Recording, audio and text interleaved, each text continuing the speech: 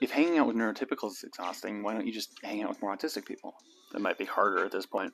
What? Well, understand my perspective. I'm autistic, and I spent my whole life studying societal norms and people's behaviors and how what I do affects other people. Sure, that's how you got so good at masking. Yep, which is exhausting, but I can't just turn it off now. Why would you need to? I'm assuming you were implying non-masking autistic people, right? Yeah. Well, I'm interpreting everything everyone else does through this hybrid framework that I've developed to navigate the world. Doesn't hybrid imply that you understand both frameworks? Like, wouldn't you guys just native... Can I say you guys? Or is that offensive? I have no idea. I've only been here a year. Wouldn't autistic people natively understand each other?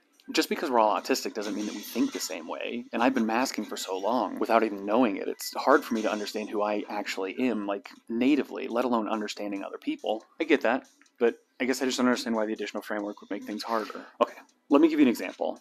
One of the masking things I do is I am diligently running everything I say through a filter to make sure I'm not offending people. Okay. Something as simple as saying goodbye to someone. If I'm not energetic enough, they might think I didn't have a good time. But if I'm too energetic, they'll think I'm excited to leave. Yeah.